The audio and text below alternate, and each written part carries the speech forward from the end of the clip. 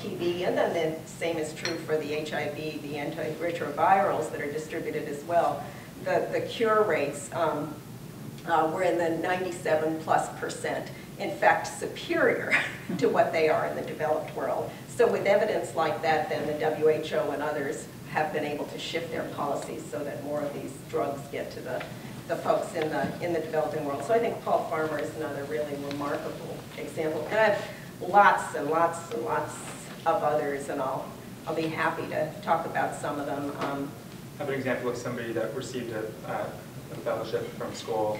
Paul's in our portfolio. Another one, another great one with a wonderful story is Cecilia Flores-Abanda. And Cecilia makes me look tall. So she's just a tiny, tiny little woman who grew up in the Philippines, very, very poor. In fact, scavenged on the garbage heaps to earn her living. But she has a fiery spirit. And she grew up really challenging the Marcos regime. So as she became a teenager, she was put in jail. And in fact, she and her husband were both incarcerated there.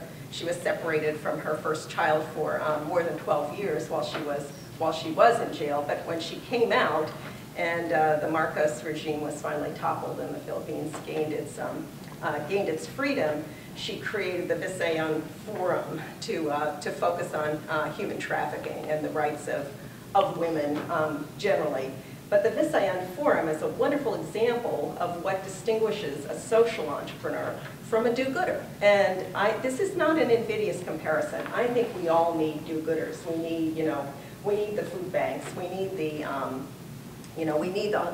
homeless shelters. We need those resources in our communities to provide the sanctuary or meet the needs of our local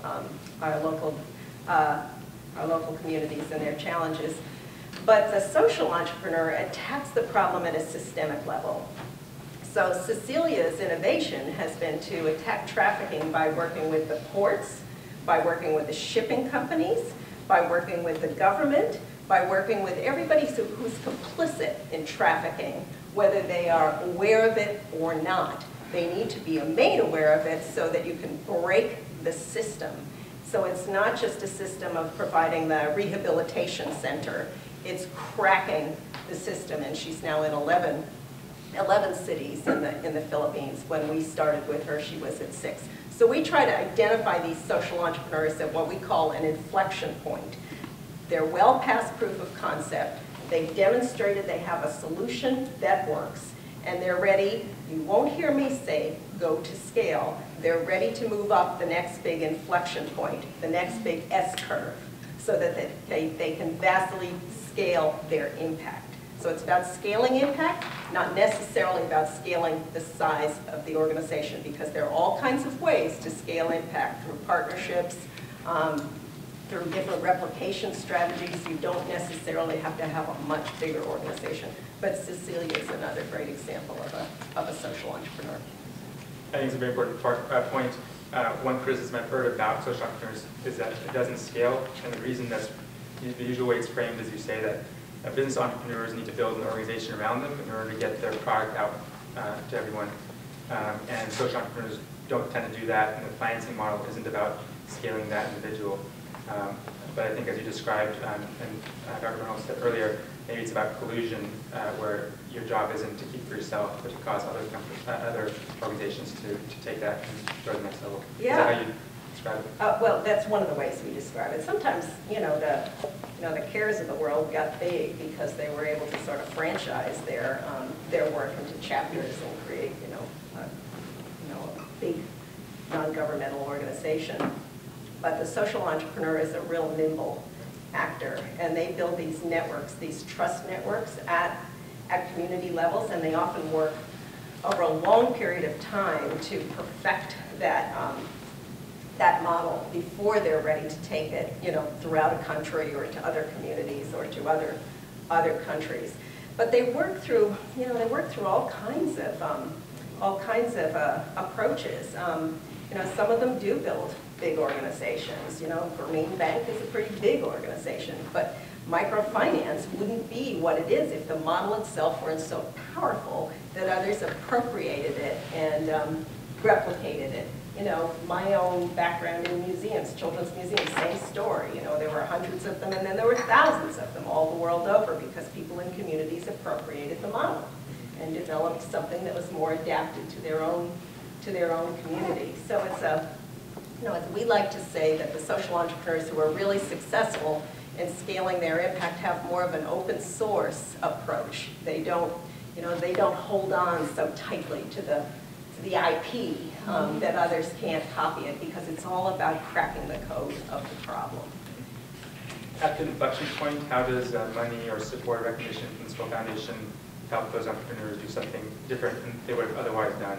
What's an example of the way your involvement at that point helps them? Well, that's a good question, Solar, because it allows me to articulate the mission of the foundation for you. And our mission is to drive large-scale change by investing in, connecting, and celebrating social entrepreneurs and other innovators dedicated to solving the world's most pressing problems. So it's that innovation in an important issue at an inflection point where the opportunity for far more significant impact is obvious. There's a credible plan to achieve that. So one of my favorite stories about how the Skoll model works, identifying someone at an inflection point, is a little more holistic. It doesn't track exactly with our identifying a social entrepreneur and then celebrating them on the stage at the Sheldonian Theatre in Oxford, which we do every year. It's a story about Kiva. How many of you have heard of Kiva?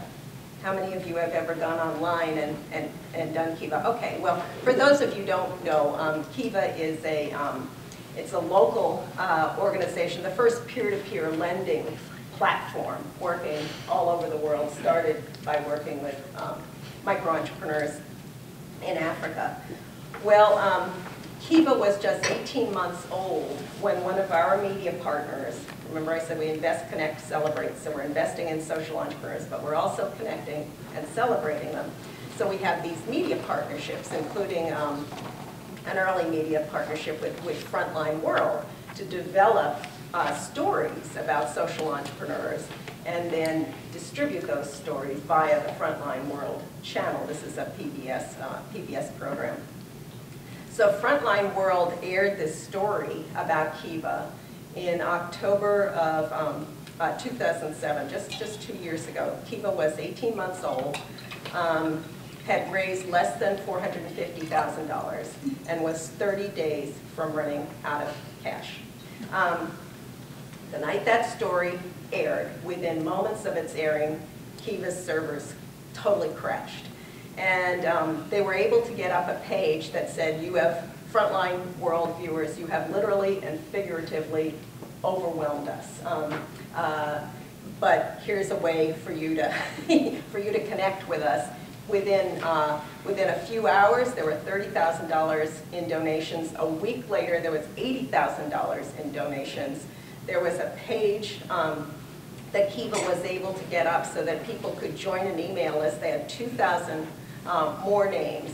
And within a month, they had gone from hundreds of thousands of dollars in loans to $1 million in loans. And today, they are scaled at, they're lending something like $5 million a month in loans, and well on their way to $100 million. So they literally, at Kiva, refer to themselves as the organization as before Frontline World and after Frontline World. So that was an inflection point, and it's a good example of how the Skoll model works, because they weren't in our portfolio yet, but they came in last year because they were ready for the core support and the kinds of networks and connections that we provide in our portfolio through Social Edge, through the partnership we have with Osberg, the Skoll Center for Social Entrepreneurship, and our Celebrate capacity.